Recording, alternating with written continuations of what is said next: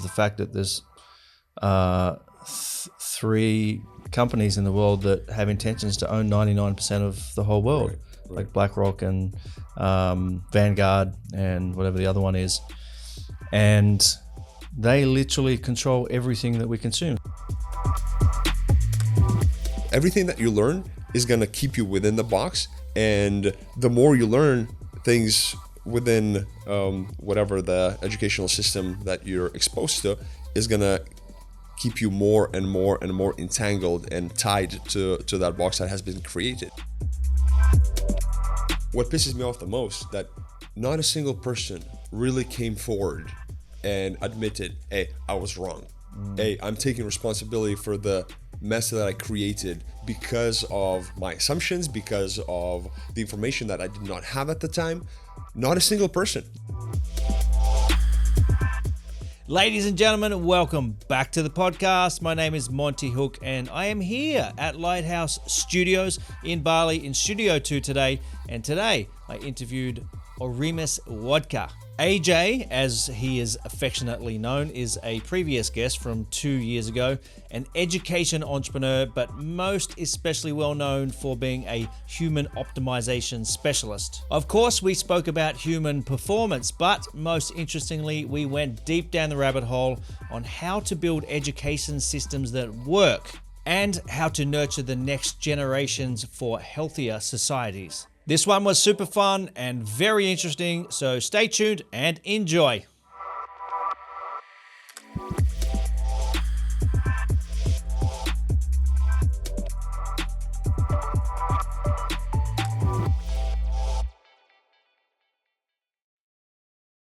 Ladies and gentlemen, welcome back down the rabbit hole. My name is Monty Hook. I'm your host, and today I'm joined by Mr. AJ, well, affectionately known as AJ, but right. I don't want to... Aurimas? Aurimas, yeah. Aurimas. You're from Lithuania originally? Right. Yeah. So we met a couple of years ago. We got mutual friends. You live here in Bali. You're doing some cool stuff here. And we've done ceremonies together. And then we did the podcast January 2021. So pretty much almost 2 years ago to the day.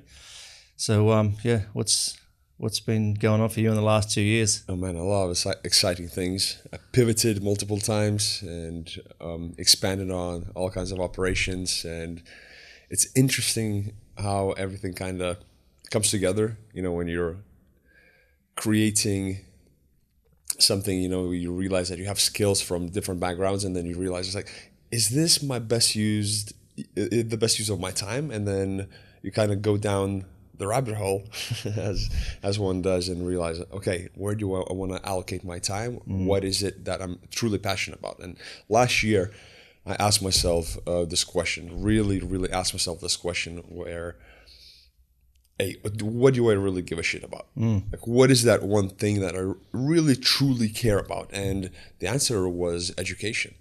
And in any capacity, in the beginning, you know, you kind of start figuring out what's the niche that you're going to go after. And I realized that, you know, education is that answer, and I want to focus and allocate majority of my time towards that. And right now, if a project comes across my desk that is not within education, no matter how appealing it is, it's like tempting financially. Yeah, exactly. 9 times out of 10 I'm going to say no, unless again it's in some shape or form connected to education. Let's say real estate or what have you, where it could turn into an educational project.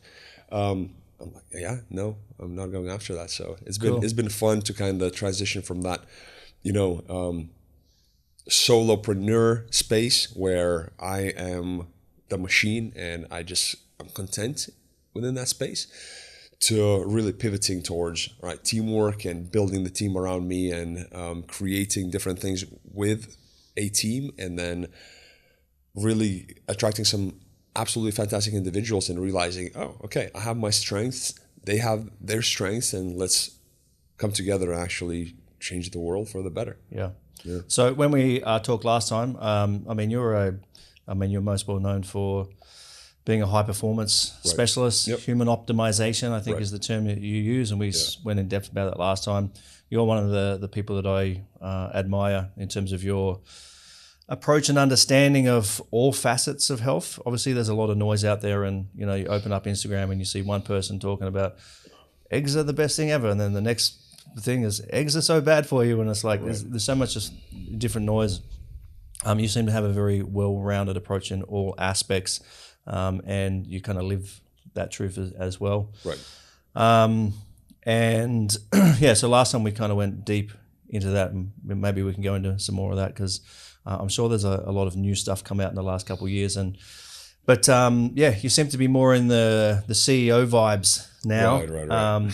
So one of your projects, the Istana Resort here. So you the CEO there? No, actually, that's totally my business partners. He operationally, I have very little involvement. I'm just like a resident biohacker and a forever representative of that place, because I absolutely love it, and then we're going to expand around the world with that, and that's something that I'm going to have some operational involvement in. But when it comes to the current space, it's Dave's creation, Dave's masterpiece, which I'm forever grateful for that. Yeah, cool. Yeah. Just so people know, Istana Resort in Uluwatu here in Bali, Indonesia.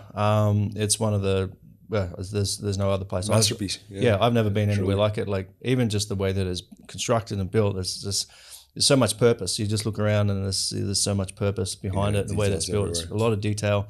But it's a biohacking facility. You've got cryo in there, a sound dome steam room, which is the only one I've ever seen. And then I've obviously got the cold plunges, and then there's rooms there and you can stay there. Big swimming pool, you run classes, and there's yoga and all sorts of things going on there. Retreats for different things. Breath work is a major part of what you guys are doing as well. So you're more focused on all the education stuff that's happening around that? So first of all, alternative education, that's a big component of what I'm focusing on right now, and actually phasing myself out of that and creating systems around that, and also going to mainstream education and creating platforms. So we have an educational platform right now that is being built ultimately to host courses, and that is going to allow course creators and educators to really utilize that platform where they can create their courses and host them and sell them within 5 minutes. Really? It's just such a streamlined and simple process. So that's something that is very exciting. Another component to that is just realizing that the mainstream education has absolutely abandoned us and disappointed us, and the ROI that we get from it is just so petty and really revolutionizing. Well, it's not even. I think it could in many cases be a negative ROI. Right. No, absolutely. Like you just imagine you going to university in the United States, which I was lucky enough to receive the full ride, and they took care of me absolutely and fully, which I'm grateful for. So the military education. You went there. You were in the military. Correct. Yeah. In Lithuania. Yep. And then you ended up in the USA on some scholarship or something? It was a military program as well. So I went to the Coast Guard Academy where they have Lithuania and the United States work very closely within the NATO forces, and they had that program going. Yeah. And I got my civilian education there as well as my military education. Cool. So that was a very unique opportunity, quite frankly, and I'm super grateful for it. At the same time, knowing what I know now, how I could have spent those 4 years. Oh my God, man. It's like, again, I'm obviously everything comes and happens for a reason, but if I was, raising a child and they said, I would ask them, what is your outcome? What is it that you actually want to accomplish? And then we'd break down pros and cons of going to university and actually you accomplishing that goal. And 9 times out of 10, you don't have to go to college to accomplish that, because there are some skills that you get to obtain. Like if you're trying to make, let's say, $1 million a year, right? There are certain skills that you get to acquire, namely sales and marketing. Those 2 skills, as long as you master them, $1 million a year is a pretty easy thing to achieve. And right now with AI and everything else, like all the capabilities, we can actually dive into that. That's very exciting to me. And that's something that is going to blow up the whole industry. Yeah. I can imagine. But at the same time, right now, like that information on how we consume it, I want to dive into that as well. Is it has become so. We're purely consumers. We're consumers in the world that are completely unconscious, and the way we spend our money for our health, for our physical, mental, spiritual well-being, it's counterproductive. Yeah. And that's something that we are talking about as well within that educational space. Hey, how do we turn every single person into an investor, into an investor of their time, into an investor of their any other resource that they might have, or their attention, especially, which is the most precious one that we possess right now, and money becomes this byproduct of that, where again we can allocate that as you become an owner of any company that you spend your money in. So you're supporting the things, and all of us are spending money. It's just we're doing that unconsciously, and we're totally putting that into something that is probably not best for us, the world, and everyone around us. It's just become this numb habit. So just raising consciousness and raising awareness, quite frankly, amongst the people to make more educated choices and decisions. And sometimes, some products are engineered literally. I mean, look at this thing. It's like I would say 99% of products. I mean, and as you're sharing that, what comes to mind for me is the fact that there's 3 companies in the world that have intentions to own 99% of the whole world. Right. Like BlackRock and Vanguard and whatever the other one is. And they literally control everything that we consume. So they're the ones putting what's on the supermarket shelves. They're the ones creating the science to tell us that we should consume this, that we should put that on our plants, and I think with what you're talking about, actually Bali's a pretty cool place to be, because there's a lot of people thinking outside that box. They already understand that is a system that most of us have been brought up into, and in some ways we're trapped in that. Yeah. Having that awareness of what's actually going on is the first thing. But then there's a lot of cool like Web3 projects. A lot of Web3 stuff is based around that. It's around that sharing, creating a community, an ecosystem where you consume inside that community, activities, whatever it is in that community, and you have some part of that. You're getting because you do, regardless of what you do, you do. It's just whether you get compensated for it or you don't. I mean, the fact that I bought this MacBook, if I had shares in Apple, well, that would make sense, right? Yeah. It's like I just recently saw a video of, I believe it was in Congo, where they had these mines because of those mines, every single device is dependent upon those mines, and those mines are absolutely just wrong, man. My God. Just once I realized that, it's like, what do we do though? It's like, what is the next step in terms of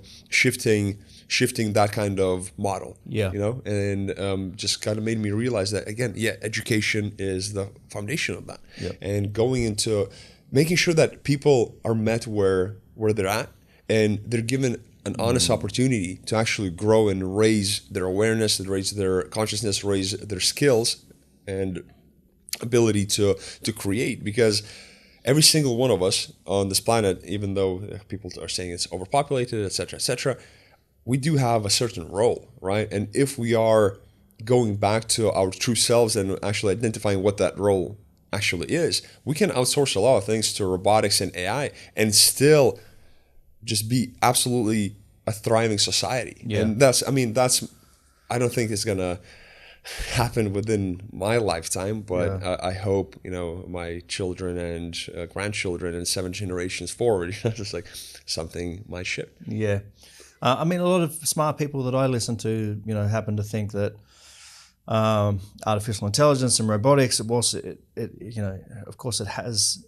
We're still the ones that need to steer what happens, how that impacts society. For sure. And a lot of smart people think that has the capacity to allow us just to focus on being creative. Yeah, exactly. Right? Yeah. And I heard somebody use the analogy. It's like if something happened to the whole world and there was some major threat from outside, and everybody just stopped what they were doing, Right. and everybody became engineers. Right. Within 5 years, you could solve all of the world's problems. Yeah. Right. You could literally fix everything. Yeah. But there are, I think, forces at play that stop us doing that. I agree with you. We can go into that. Yeah. But yeah, we have the capacity to be able to live like that, and I'm maybe naively optimistic for the future. I don't know what I'll see in my lifetime, but I, for whatever reason, am optimistic about what's possible for humanity. I think everything that we've seen, especially in this last couple of years with the pandemic and all this kind of stuff, it's been, whilst it's I'm not trying to take away from the fact it's been hard for many people, but it's good in the sense that it's just opening a lot of eyes, and a lot of people are now starting to realize that those systems are at play. I have a beef with that, man. It's like all these things that happen, right? Like with these last couple of years. What pisses me off the most, that not a single person really came forward and admitted, hey, I was wrong. Hey, I'm taking responsibility for the mess that I created because of my assumptions, because of the information that I did not have at the time.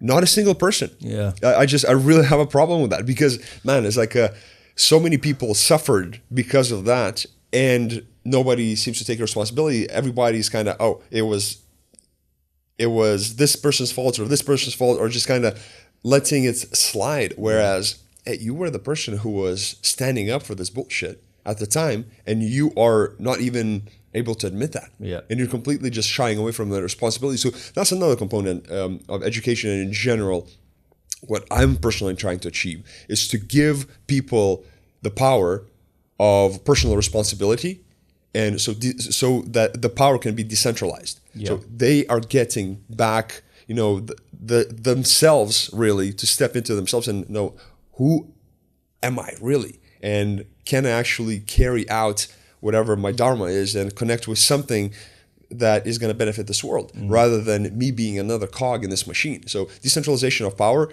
that's one of the things that education provides, really, and education that is truly beneficial from skills perspective, rather than you being a cog in the machine.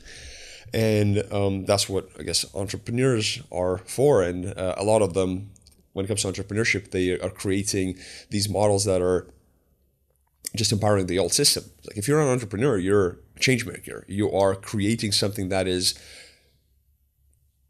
in this world, but not of it. Yeah. In the system, but not of it. Yeah. So, and you are laying the foundation of true decentralization. So that's something that I'm incredibly passionate about. And the way everything has been moving is it just pisses me off that nobody's taking that personal responsibility. And the way it was handled is just appalling. Yeah. And yeah, you're right. And the worst part about that is, it's a demonstration of giving other people permission to behave in the same way. It's like, that's the world that we live in. Yeah. Like, you fuck up and you don't need to do anything Exactly. about it. And that's Interesting. Yeah, to add on to that, man, Yeah. it's like, that's why men are weak these days, because Yep. the reason why men are incredibly weak these days is precisely because there are no consequences for their actions. They're not held accountable for the actions that they take. And that is super apparent in our society. When someone fucks up, they avoid that responsibility, avoid taking ownership of something that they made a mistake in. Yeah. Whereas this is truly the power that you can hold, because only then you can actually learn and adjust your course of actions. And especially within the masculine society, this is a massive problem. Yeah. And this whole thing around, I'm just making notes. I've got so many ideas floating around. I mean, in the last couple of years, a lot of stuff has come out about, gender and transgender, and a lot of stuff came out about abortion rights and this kind of thing. And you can see the men who are kind of standing up on the side of the women, and my body, my choice, and there's men standing beside them, and it's like, well, shouldn't the responsibility be with the man to make sure that that woman is protected. It occurs to me that you're supporting that cause so that you can avoid responsibility of ever getting a woman pregnant. Right. No, Which is just digging the hole deeper of this whole thing around weak men. It's weird. It's bizarre. It's bizarre to me. I don't know. Maybe I was. I don't think there was any particular lessons in my childhood. My grandfather was a great influence for me, I think, but I don't know. I've just always had these. Integrity has always been the biggest thing. Right. It's always been my North Star. That's the thing. It's lost. It's like when you say that you're going to do something and you doing it has become very rare. Yeah. And when I talk to women, especially the women that have gone through different initiations and they are very strong and powerful women, that's exactly what they say. Is like what they're missing within men is just them sticking to their word. And again, there are a lot of circumstantial pieces as well around that. When I think about it, it is sometimes men not really having that true identity of themselves, them not having gone through initiations, and all those components are trickling down right now, and we see the effect that is very undesirable within society. And by initiations, maybe we can expand on that, because I know we're like going all over the place, but it's cool. I was brought up, I grew up on a boat.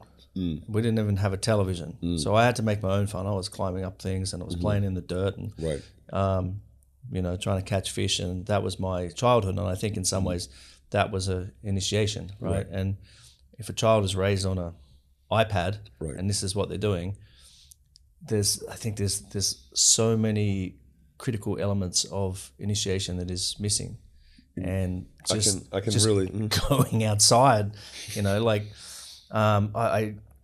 I think that all young men should be, I don't know, when they're 16, 18, 20, or whenever it is, they should be put in a situation where they've got to go fend for themselves. They got to survive. Yeah. 100%, man. It's like talking about iPads.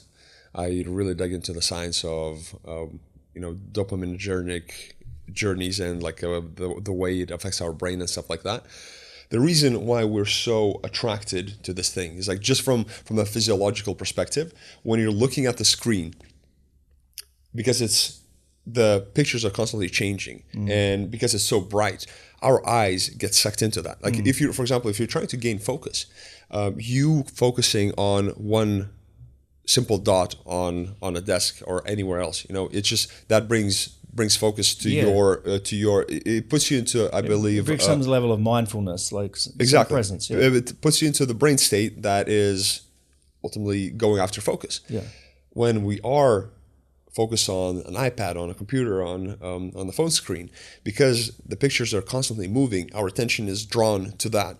We become incredibly affected by that, and our dopamine loops and dopamine response within our body is just elevated significantly. And the way we get those hits as well of fake accomplishment is what keeps us addicted. And for a child to be exposed to that, and then that be their baseline. Exactly. The baseline. And then them going and, as you were saying, playing outside, that's boring. Yeah. That is boring. So it's like when your baseline is that, it's like everything else becomes understimulated. Yeah. And they're so overly stimulated, and it drives me crazy, honestly. It's like, I don't want to judge any parents, but I kind of do, honestly. Like when I see that, it's like, do you know what you're doing to your child? It's like you're making your life easier for yourself in the short term, right? In order for you to, it just scares me. It scares me because they're pretty much destined for failure. It's designed to fail them in the long term. There's a lot. Besides just the attention part of it, there's a lot of other physiological conditions. Eyesight is one of them. It's proven that if you like good eyesight is being out and looking at the horizon, looking at far things.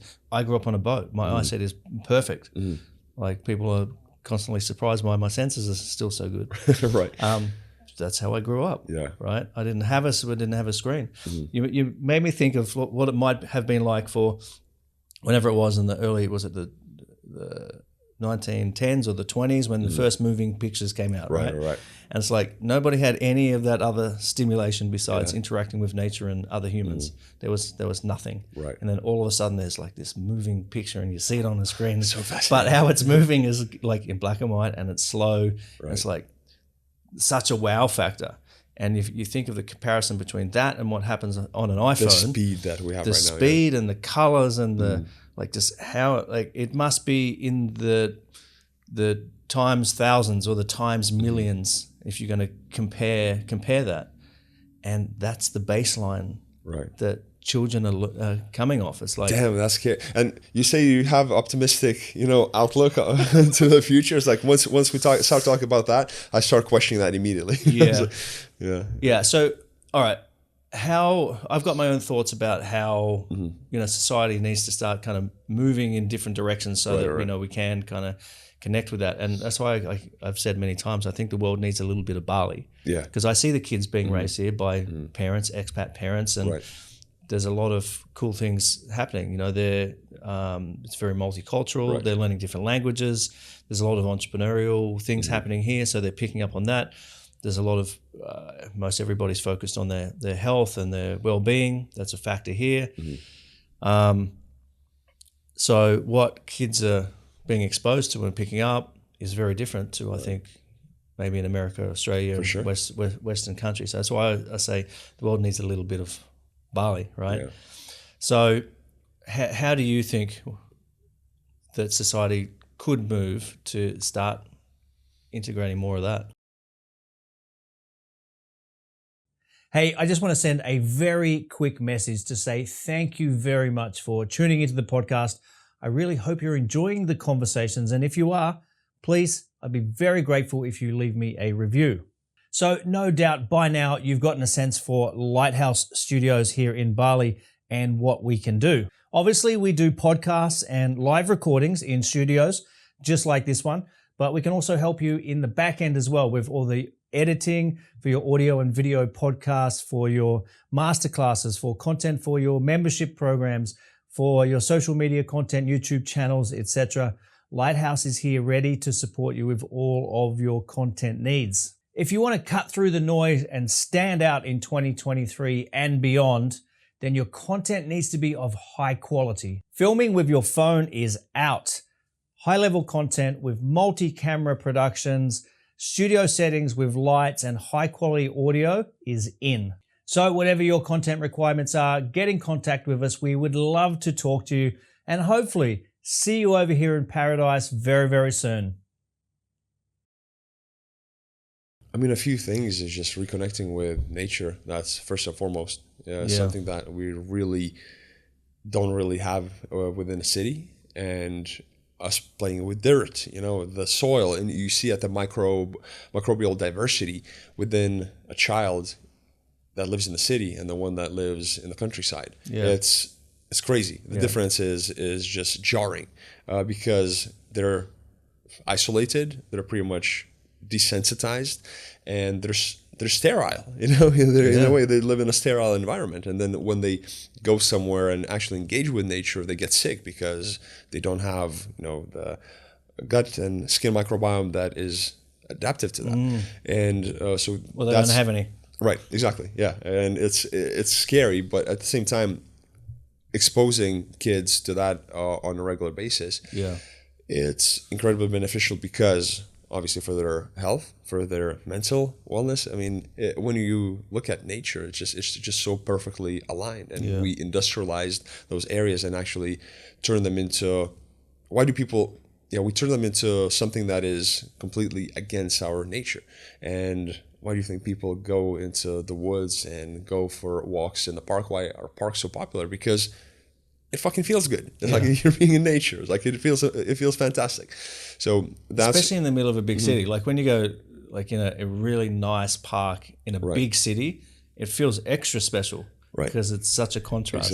Exactly. And when I'm thinking about society and the direction that it's moving towards, is just designing your child's life for what you want them to be, so if I want them to be a cog in the machine, I'm going to take them to through the regular education system.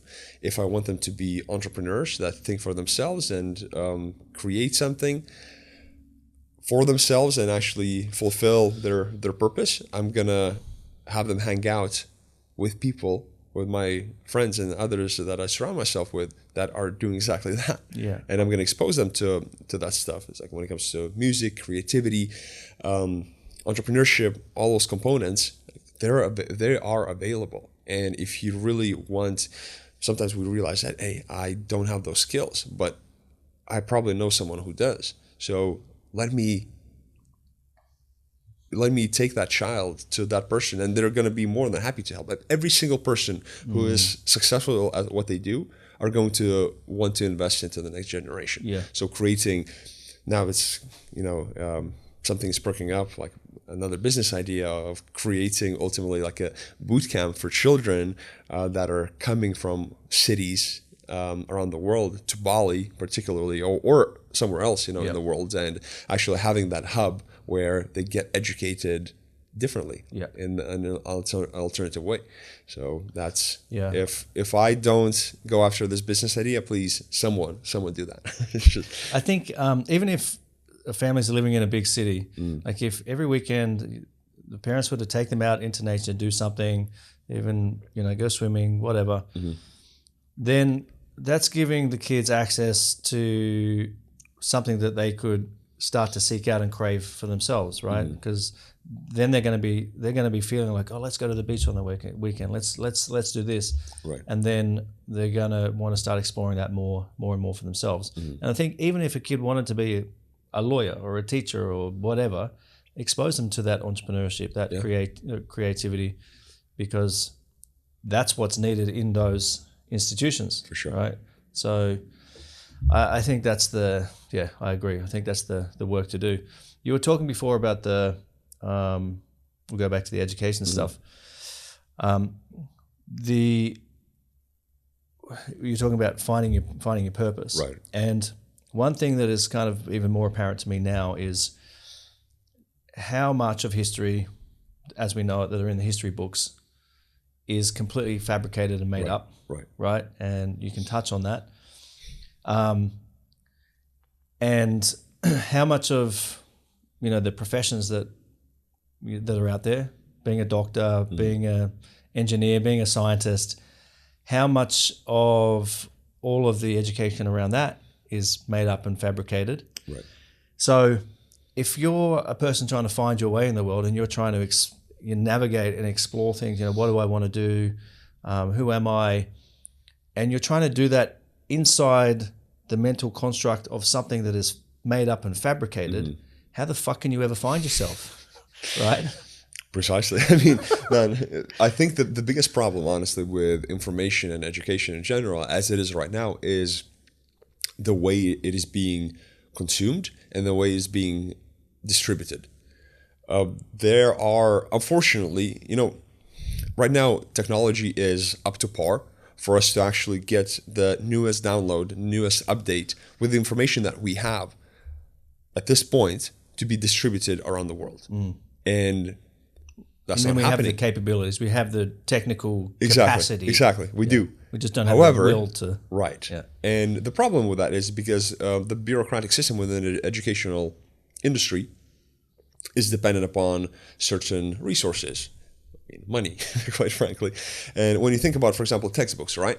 What happens with that? Textbooks is still a massive industry, and the amount of money that gets invested into that is just absolutely insane. And then you look at all the information within that textbook, it's completely outdated. I'm not saying just by years, it's by decades.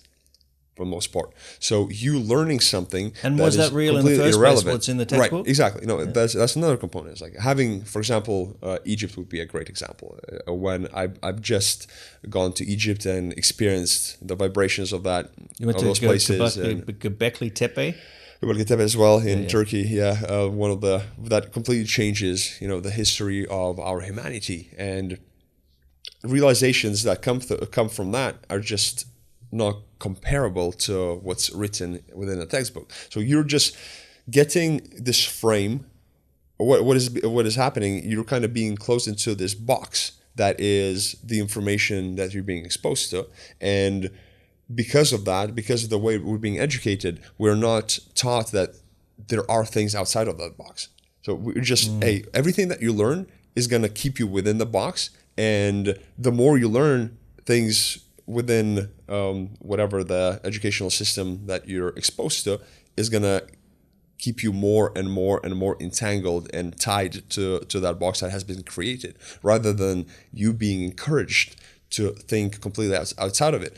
Sometimes experiential component is not necessary to do that.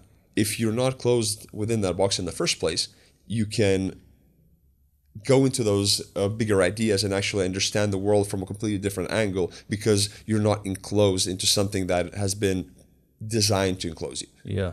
And that scares me. And at the same time, I'm just thinking from a solution standpoint, encouraging people not to regurgitate information, but to actually, first of all, think differently, ask better questions, and have creative stimulation that is leading people to actually reflecting upon bigger things that are not within the educational system. Yeah. But wait, that gives personal power back, and somebody doesn't want that. Yeah. And I think it must be tricky if a child has learned something in school, in a public school, or right. From the old textbooks, right, and then they go home and they share with dad right. what they learned, and dad's like, no, that's not really what happened, that's how it is. It's like, right. How is that for the child? It's like conflicting ideas, and then there's so much responsibility on the parent. I think most parents aren't equipped, right? Well, they haven't been taught how to have that conversation with the child that, hey, what you're learning in school may not be the truth, or it may not be the full picture. Right. We don't have that conversation. I never had that conversation with my parents. I didn't have any conversation about anything. Right. I wasn't taught anything. Yeah, no, that's a problem. And I know exactly what you're saying. And that's allowing them to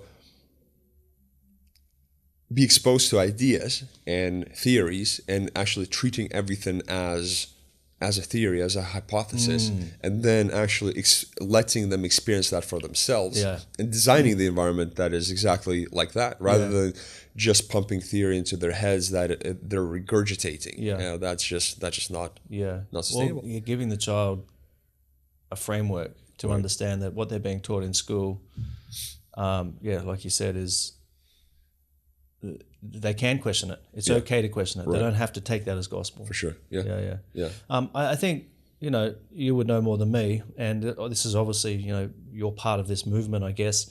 There are people, creating alternative education systems, especially for young children, for kindergartens, for for grade school, for high school. Bali, we're exposed to a lot of that. There's, I met the first. There's the Green School here in Bali. That's one of them.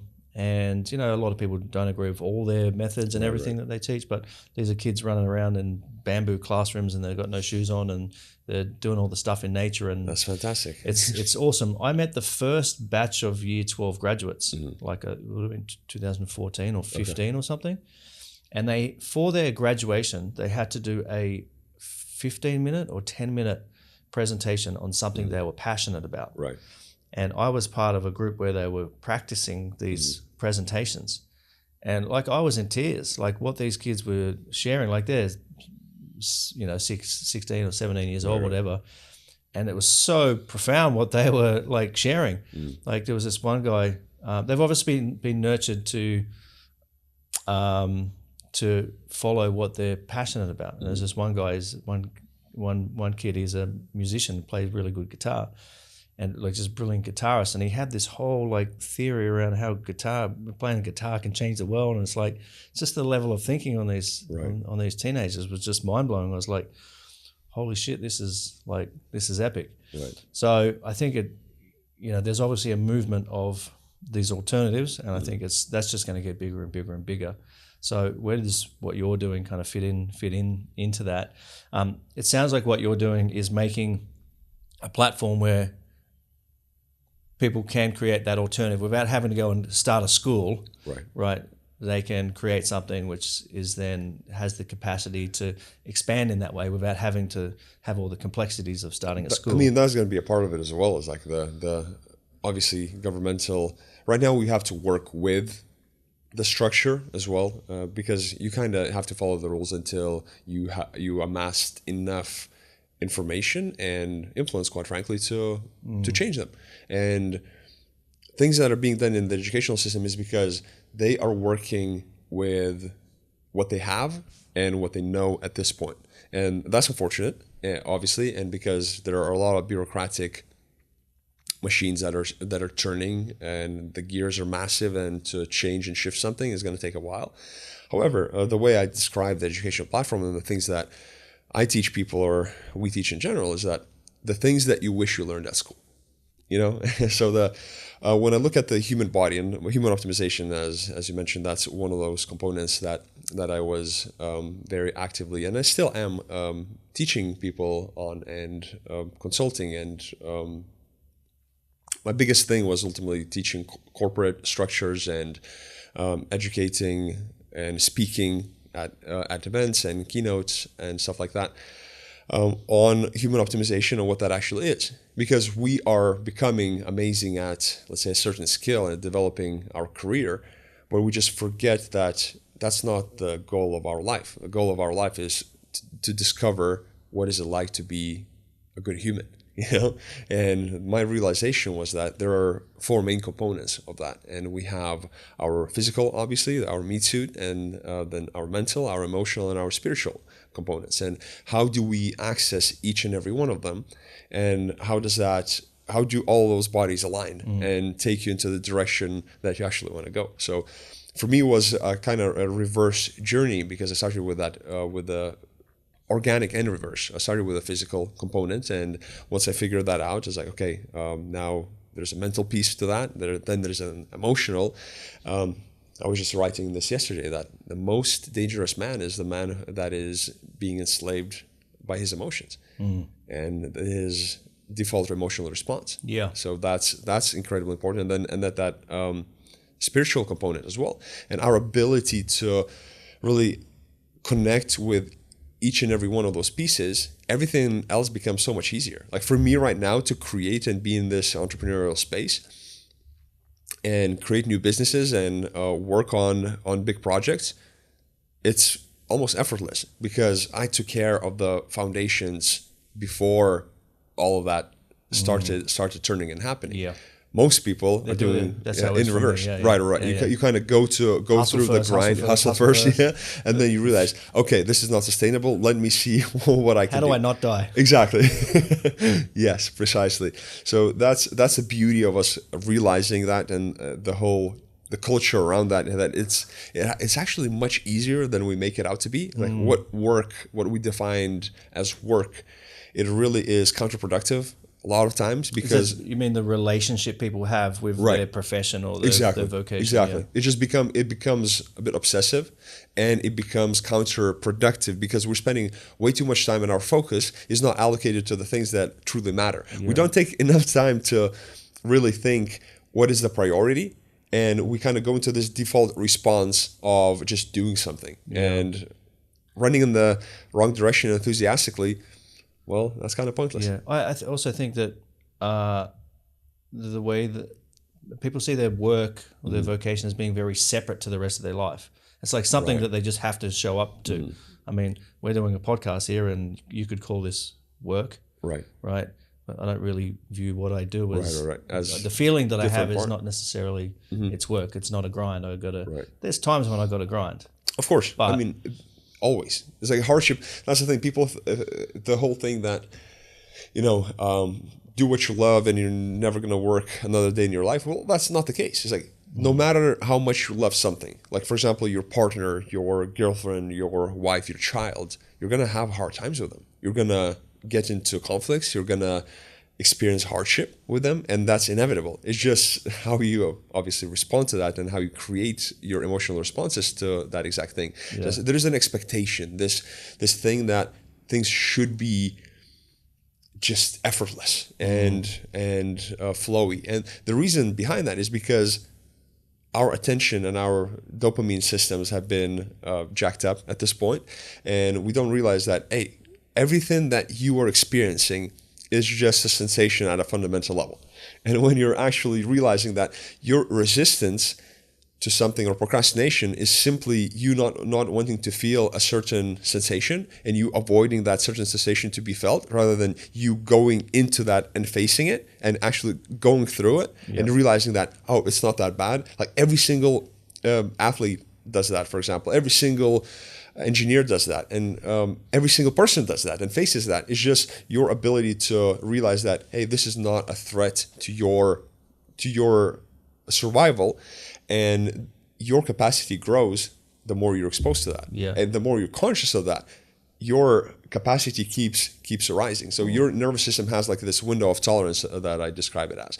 And that window of tolerance for some people, because it's been trained and conditioned to be so reactive, that is, the window of tolerance is very, very narrow. And that's okay. As long as you're realizing this is where I'm at, and as long as I'm consciously exposing myself to this form of hardship, my window of tolerance is going to keep expanding. And from my nervous system standpoint and like all the things that I've done, that allowed me to raise that window of tolerance. And I'm constantly raising it, and because I'm calling in things that I really want to do in terms of revolutionizing education and doing these things in the world, and the world responds to that. It kind of immediately gives you, when you're asking for strength, the world is not going to just hand you over. Exactly. Give you big muscles. You're gonna have to go through resistance and through hardship in order for you to gain that. So people are just kind of, there is this expectation and this, I guess, entitlement, quite frankly, to receive things without earning it. The way I agree 100%, and the way what occurs to me is it's almost, it's not falling in love with the hardship, it's falling in love with the bigger picture of expanding that window of tolerance, as you say. Because when you've got that bigger perspective, like, I mean, let's use a simpler example, like ice baths, cold plunge, right? For some reason, I was probably an anomaly, and I was pretty, I was comfortable right from the start. Most people get in and they're freaking out. Well, they're freaking out before they get in. They put one toe in and they're like, fuck this, I am not doing this. And then, they get in for, 15 seconds, and then something happens. There's a physiological response. There's something happening physiologically with just the benefits of the cold. That's one thing. But then what happens to them just having achieved that thing, like expanded their window of tolerance just that little bit more. And the next time it's 30 seconds, the next time it's this, and then eventually they become comfortable with that, and then you've got a different perspective, and then it's like, all right, well, now that cold plunge scenario has now expanded. What else is that? That's a cold plunge with sauna, with these supplements, or this meditation, and that whole thing just kind of expands from there. It just, man, the biggest thing that I believe is the problem within this whole ordeal in regarding the window of tolerance and us being so intolerant and so weak, quite frankly, is the identity component. And I gotta admit, I don't suffer. I don't. That's the wrong language to use. I'm challenged by that as well, because my identity is ultimately, I still have some self-imposed limitations within a certain field. And once we realize that, hey, you are capable of the exact thing another person is capable of, as long as you're seeing it. Why are we inspired by other people? It's because they're mirroring the components of us that are within us already. That we haven't yet realized. Exactly. And a lot of us put those people on a pedestal because we think that, oh, they're just an anomaly. They're just the person they're born with that. And from the genetic standpoint, of course, there are components that some people are born with, etc., etc. Sure. However, it's not about the achievement itself. It's about you facing a part of yourself that hasn't been realized. Yeah. And every single one of us has this at a certain level. And no matter what level you get to in terms of your perceived outside success, it's an ever evolving thing. And unless you become this light being that is completely dissolved off your physical structure, which is not going to happen because you're a human being, right? Unless you're the next Buddha or what have you. So we are tied to this world, and then awareness of our unlimited potential, truly unlimited potential within the certain space that we get to choose. It's a part of us. So, and other people are just reminders of that. The ones that inspire us are just reminders of that. And kind of, man, I mean, I always constantly, when I'm going through levels of growth and evolution, I constantly face that, where I kind of realize that, I had all these self-imposed limitations that I put on myself. Nobody else put them on me. It's just the narratives that I have identified with that I never questioned. Yeah. Whoever said, we question our beliefs, all our beliefs, except the ones that we truly believe in, you know? Yeah. It's like, that's true. That really is true. An interesting thought here is, as you were saying, that we all have this. We all have, I don't know anybody that's exempt from self-imposed limitations. Right. There's not a single person that I know. It's very easy to look at other people and go, okay, well, AJ, he's like, wow, he's so grounded. He's 6'7". He's got big muscles. It's like, it's, you know, but like you just pointed out, you deal with your own shit, right? I think that's what inspires people. The fact that you do have that, and you still have you've overcome things. You continue to do that. I think people underestimate how much impact they can have inspiring other people, not by necessarily anything in particular they're doing. Just being themselves. Just being themselves. Yeah. And there's a way that somebody will be inspired by me because there's some resonance that they're connecting with me that they might not from you, and Precisely. they might not from somebody else. Yeah. And the reason I share that is because I think people underestimate their power and their capacity.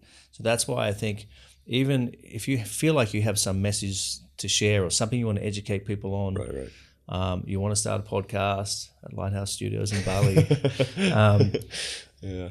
don't underestimate your capacity to inspire people, because nobody has what you have. Nobody has that energy, that resonance, and that's going to connect with certain people. Or I would even say everybody has what you have. It's just not as developed as you might have it.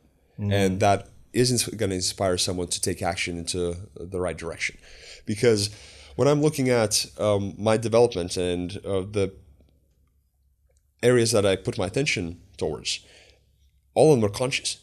The reason why I'm actually in a solid shape is because I'm consciously choosing to pay attention to that.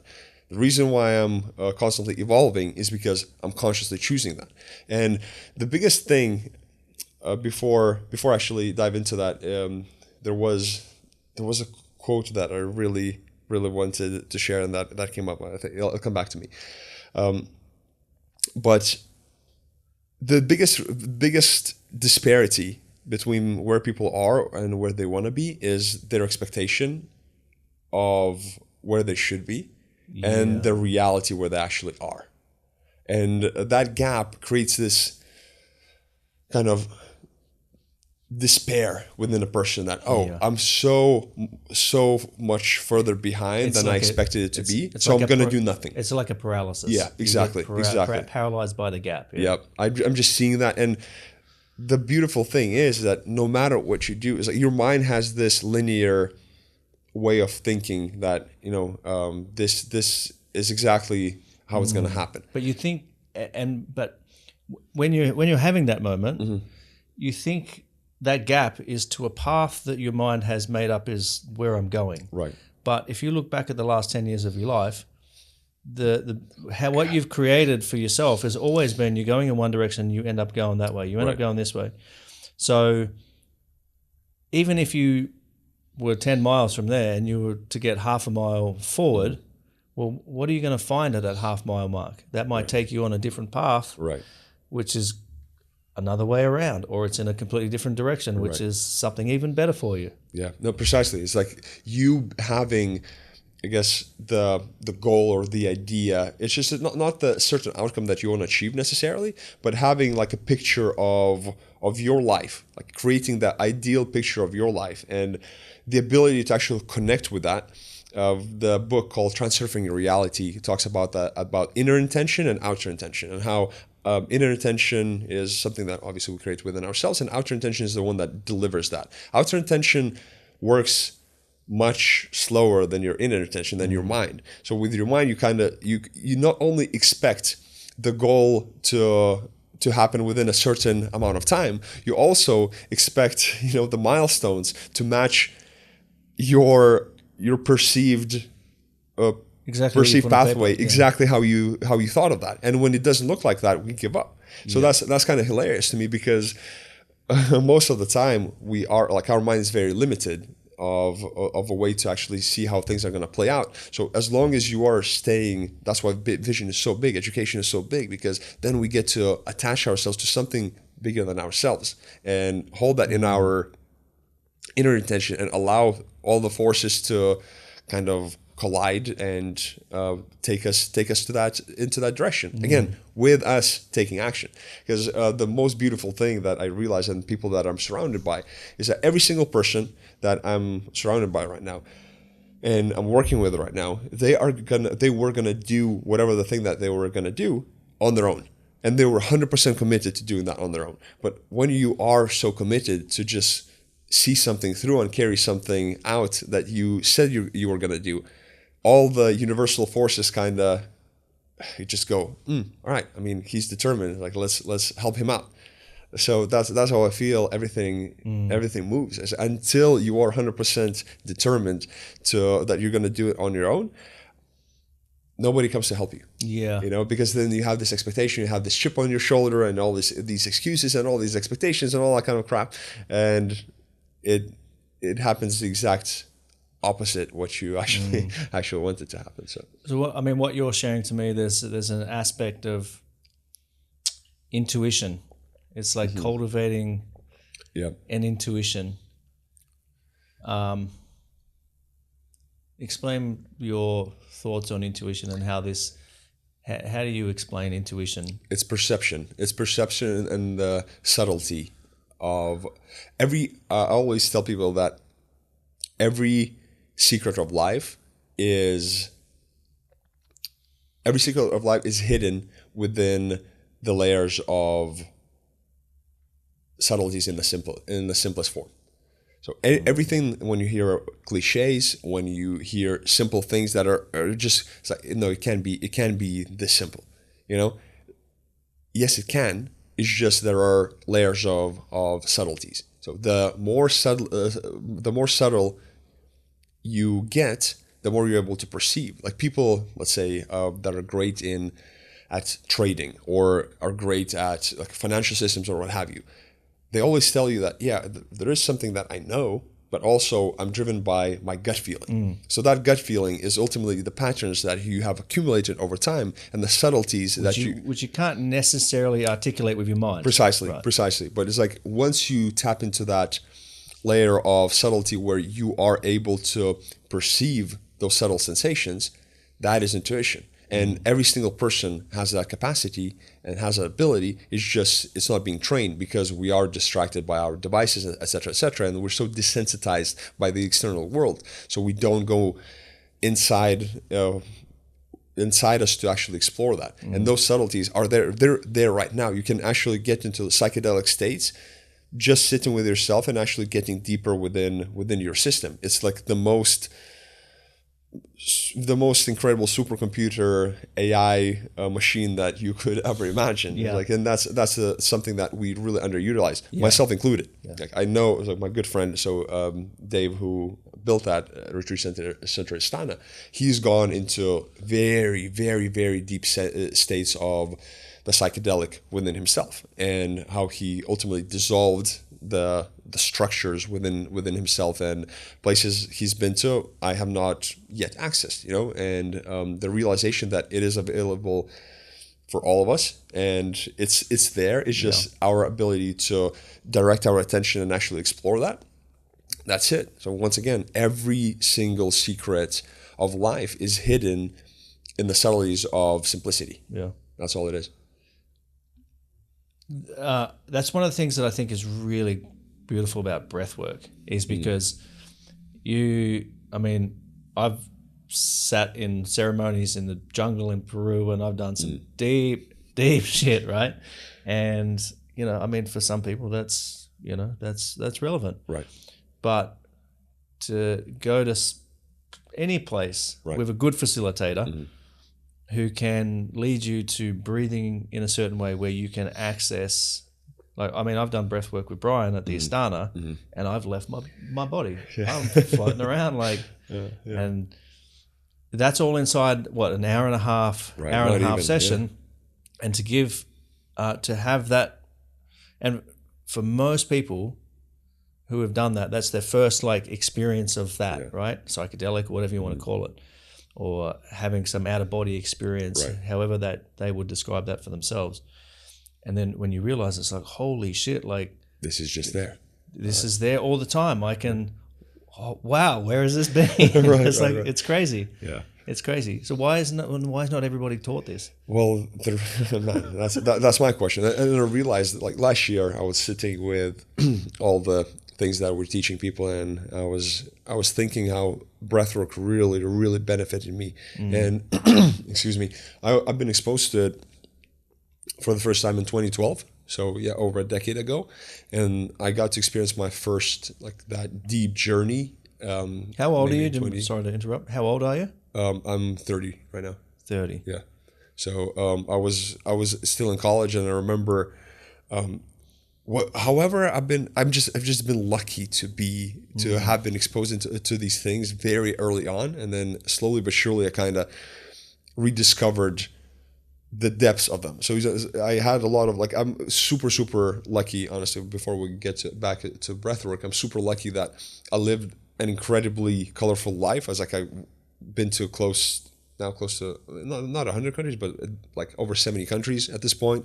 Traveled a lot, been exposed to different cultures, different people, different practices, experimented a lot, and I've just lived that obsessed life in such a short period of time, where right now I'm able to pick and choose what I actually want to focus on, and I don't have any more FOMO to experience the world anymore, because it's I experienced the world from different angles. Most of those angles I kind of dismissed because they're not beneficial for me or my evolution and development. And now I came down with the practices that most people are never going to find within their lifetime. So I'm incredibly lucky and grateful, and whoever's looking out for me, I'm just thank you, and the realization about breathwork is that it benefited me very early on to control my nervous system. And then once I experienced that first deep dive journey, I got certified immediately. I remember through one of the teachers, and I started leading them just within my group of friends. I exposed a lot of my friends to breathwork, and how naturally they're just, wow, what was that? This was fantastic. It just kind of left it hanging. And last year I realized that, hey, this needs to access more people, because what I had access to, majority of the people will never have access to. And I want to give them this opportunity to really face and see themselves on a deeper level. And fortunately, they got someone just kind of nudged, again, my intuition nudged me that, hey, let's create something that is going to be a movement, a worldwide movement within that. And that's how one of my projects, Breathmasters, was born. And man, the potential of that project and where it's going right now, because Brian, as you mentioned, he loves creating. He's a creative soul, and he really loves creating those journeys. And for me, I have the business acumen and skills to actually deliver that to the world. And once we put that together, it's like, okay, this is gonna go. And it is going, and it is the direction. I just revamped yesterday. I was sitting down and revamped this whole structure of what that's gonna look like, and it's exciting, man. It's exciting to really allow people to experience that gift and to share that with people within their family, their workplace. Additionally, on top of that, is to really set the standard within the breathwork industry, because that's something that I realized as well. Like, people come to us and they have gone through different teachers and different trainings, and they say, hey, whatever you're doing differently, because we have a certain standard, we have a certain ability to kind of encourage that creativity, and we're not putting people into our box. I think it's also, you guys are probably putting an element of scientific understanding behind it as well. A lot of people who are doing any kind of practices, or working with plant medicine or anything ceremonial or whatever. And it's they're very stuck in the woo woo, right. And one of the things I like about you, I've always observed about you, is you are a very spiritual guy, but you're very grounded, and the things you're deep in the science. Like, you're on the treadmill doing like conversations with people, and all you're talking about is like scientific data, and like you're really digging into that. So but the experience itself is a spiritual experience. Absolutely. But it's not like, hey, come and do this and you're gonna connect with God or whatever. It's like that's not what it is. Like, the individual's experience is their experience. So I that's my observation. That's definitely there. Man, I feel like I appreciate that that you noticing that, and as well at the same time, I don't want to be limited by the scientific paradigm, because we have seen that the scientific paradigm does a great job at isolating and kind of reductionizing a certain phenomena. But you cannot really demonstrate those things within a scientific setting truly, fully. How do you scientifically explain me leaving my body? Exactly. No, exactly. Like, there are some scientific explanations, but at the same time, you want to have that experiential wisdom from that is rooted within a scientific paradigm, so we can explain certain things that we truly understand at this point, or of the level of understanding that we have.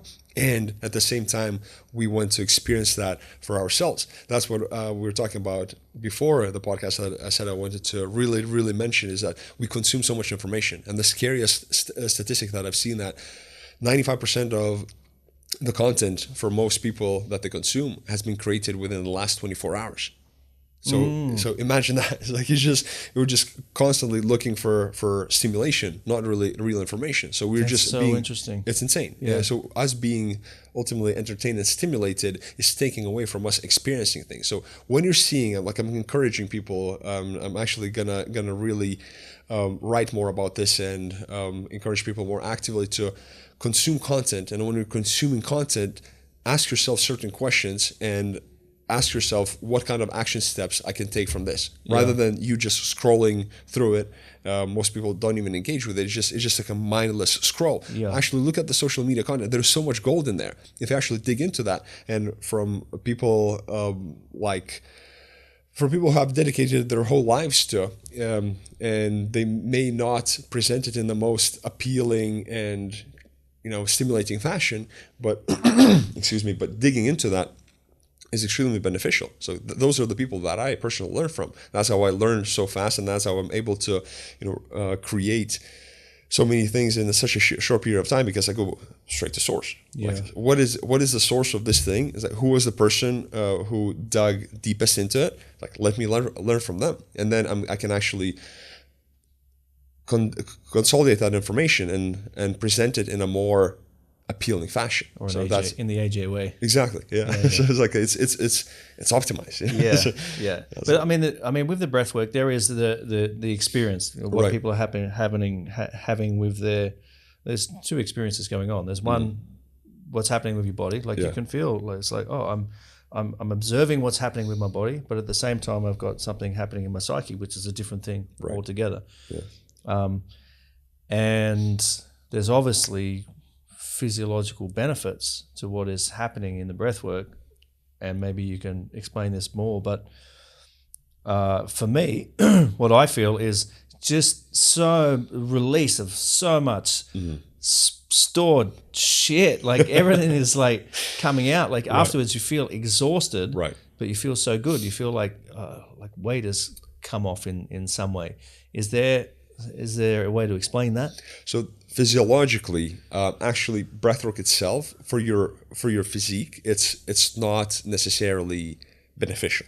That's a counterintuitive point. Honestly, it's like it's interesting because I dug into that. It's kind of counterproductive for your physiology. So from the physical standpoint, you over breathing like that, it's horrible for you in a way. But it's like we're obviously not doing that throughout the whole day. We're just doing that for 60 to 90 minutes, and then the rest of the day you want to go low, slow, and deep. That's ultimately the goal. But what happens during that time is this phenomenon called transient hypofrontality.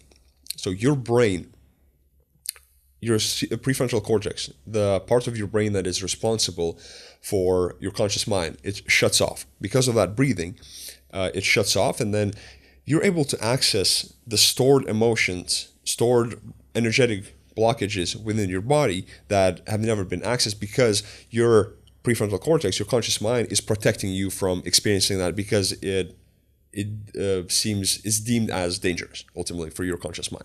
And once your conscious mind is off, there's no protective mechanism anymore. So then all the stored emotions that have been stored within your body, the supercomputer, the true smart machine that is not your brain, is actually being accessed, and then that energy has an opportunity to move out. And that's why we just have some insane, when you look at people's testimonials and what they have gone through, sometimes I read them, it's like I couldn't even put that on a website because it's like, this is too unbelievable. Like if a person who has never experienced that would read that, I was just like, that's just too much. This is insane. So once I kind of realized that in terms of like marketing and presenting standpoint, because I am responsible for the business side of things of that, I realized, hey, we have to dial this back a little bit because, let's meet people where they're at. Where they're at. Yeah. So because it's incredible. It's like one of the ladies that I'm sure she wouldn't mind sharing this with the bigger audience is she was kidnapped at knife points when she was like 15. She was in her late 60s when she joined, the program, and when she tried breathwork for the first time.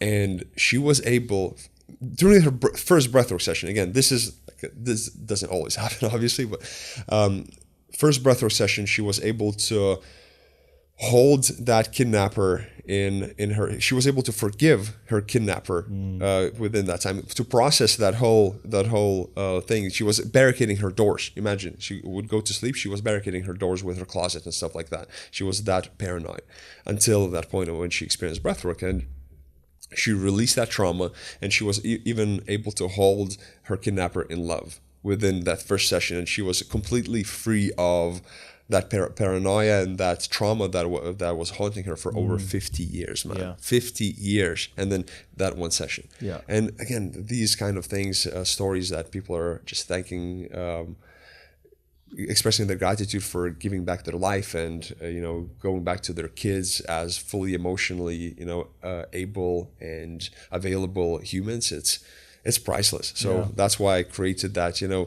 I call that, the just infusion of consciousness to humanity. This is the business. It's like, what do we do? It's like, we just infuse consciousness into humanity. That's it. Yeah, it's what's incredibly exciting. I don't think that there's much known about trauma and emotions stored in the body, right? Mm-hmm. Now, I have read some things and I've watched some things about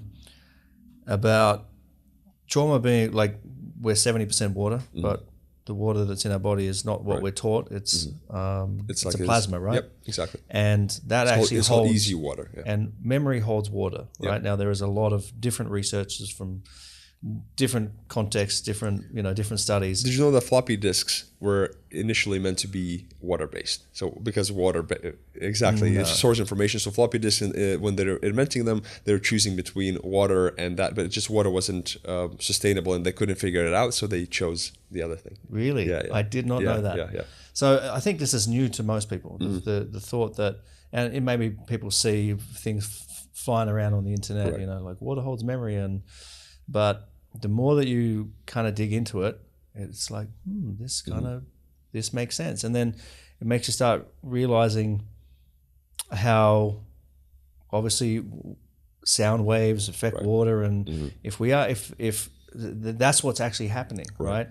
And actually, I think a lot of trauma is stored here, like around the hips, right? It's like, that's why when you get like a full, deep, hardcore massage here, like even memories can come up and stuff happens. Now, I don't know enough about it, but I tend to think that there's trauma being trapped in water that's stored in the body, right? It's both. Yeah, it's definitely both. So cellularly, on a cellular level, we do hold a lot of memory from, again, different. So if you were to break down the human body in general, you realize a good book for that that has been recommended by my colleague Dave. It's Holographic Universe. And that the theory behind that is we're a hologram of the whole universal structure. And people who go deeply enough into meditation actually second that. So I do have a great belief in that as well, and I have experienced enough to go towards that direction. When it comes to emotions stored within our body, like, let's just go from the more fundamental level. It's like there are different scientists as well that have, I believe Wilhelm Reich was the one who actually had that outside approach to kind of triggering certain parts of the body, and then having connections with certain energetic centers, like whether it's a sexual center, whether it's a emotional center, what have you. And triggering different parts of your body, they have like a different, when it comes to psychosomatic diseases, as well as like certain responses within your body are connected to certain energetic blockages. So I'm a huge believer in that. Not just a believer, but experientially I have experienced that. When it comes to our hips, this is this more gross sensation where a lot of stuff goes, and this is the energetic center where a lot of stuff gets stuck and doesn't move. If you do yoga, that's one of the things. Is if you do yin yoga especially, and you hold those positions for a long period of time, a lot of people get really emotional, and that's exactly because a lot of that emotion gets trapped in there. So us moving that through different areas. So physically would be yoga as the biggest approach. Emotionally, obviously, shutting our mind and allowing us to move that energy, because emotion, all it is energy in motion. And when it gets stuck, is because we usually imagine this is like there's an emotion moving through our body. Every time we contract, that emotion gets trapped in a way. So, and when it gets trapped, it wants to be released, but it doesn't get a chance to, because our body's being reactive. Emotions are meant to pass through. Exactly. So you're like this channel that is constantly able to process a lot.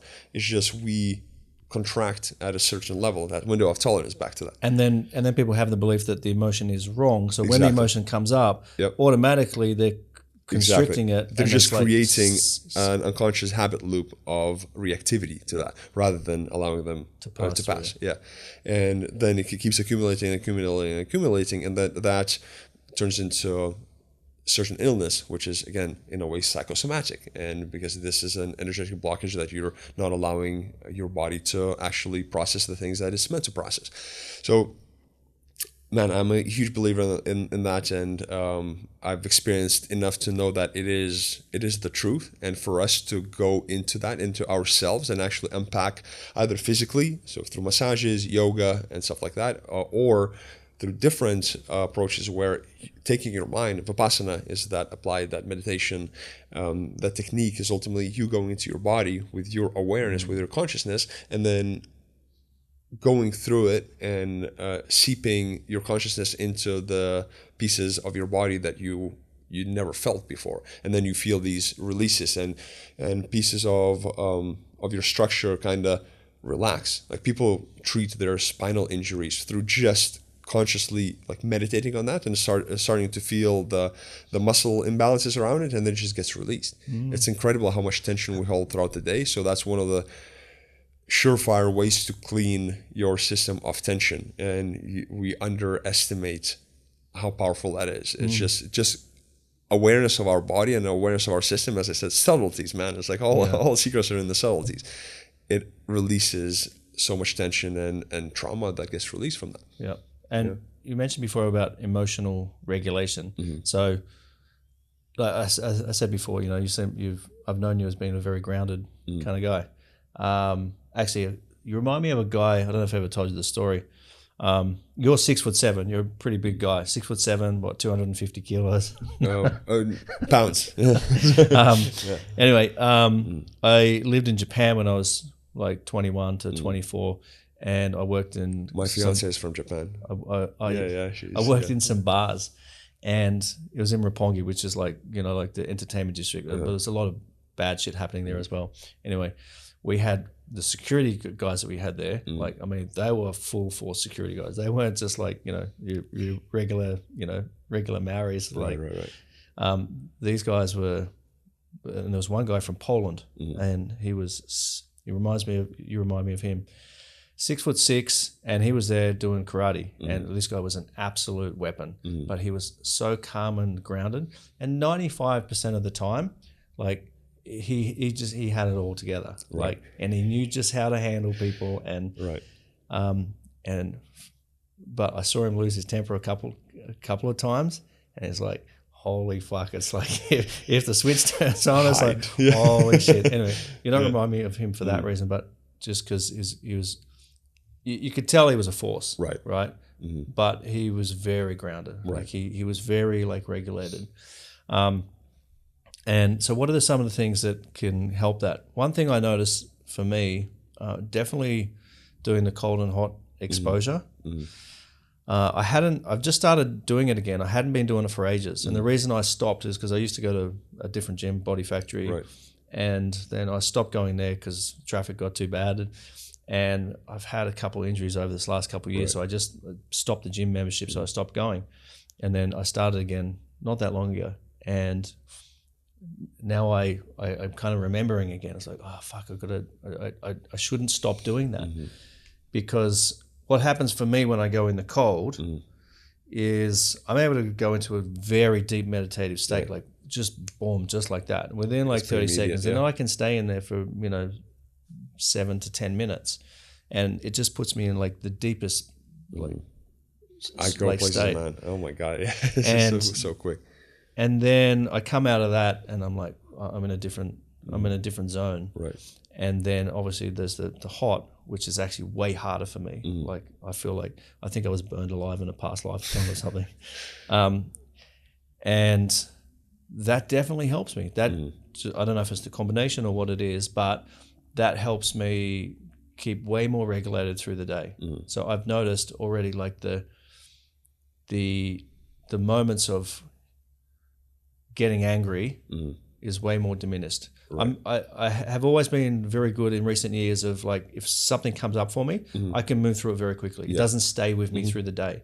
But when I'm in that practice, it doesn't come up as much. It takes a lot more for that to come up. Yeah, exactly. Because physiologically, you are extending that window of tolerance, because every emotional reaction ultimately goes through a physiological response as well. So when we are blowing up is because there is a set of sensations within our body that registers as, oh, we need to react to this. That's all it is. Like on the fundamental level, that's literally all it is. There's a set of sensations within our body that we created an unconscious reactive response to, and we're not able to handle it consciously. Once we identify that, and we for me, I just ask myself, how do I want to respond to life in general? And what's going to help me? So when I said I just want to be as calm as possible, and at the same time not indifferent. So I want to be as calm as possible, but not indifferent, not Absolutely. So there's like a point of paralysis as well, that people, depression in a way, that people default back to. So those are two spectrums. There's a massive reactivity where you're exploding, and there is apathy. Yep. So you want to be in between and have that window of tolerance as wide as possible.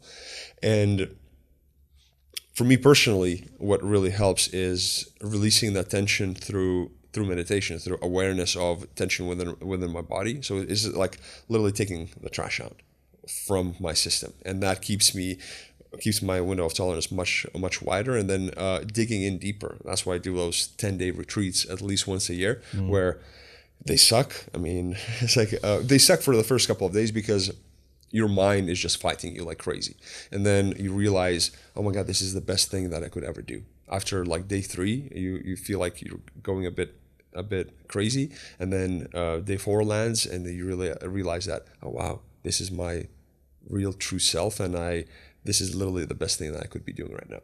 So that's another reason why I go into those, because it allows me not only to reset my mind's habitual patterns, but at the same time to dig deeper into my body and go more extreme to widen my window of tolerance as well. So that's a component. And then a lot of us, when we go into ice baths or into the heat, we contract in a way. So we actually fighting it with, we're white knuckling it rather than surrendering into it. So the most powerful thing is during those extreme circumstances to actually dissolve into it. When you can surrender. Exactly. Surrender into it, and then allow your body to just be. And that's how we go into that. Just so people know, like the first probably 30 to 45 seconds is brutal. For me, it's brutal as fuck. I'm like, I don't want to get in there. I don't want to get in there. No. But I get in there. But after like that first minute, I find that first minute the hardest.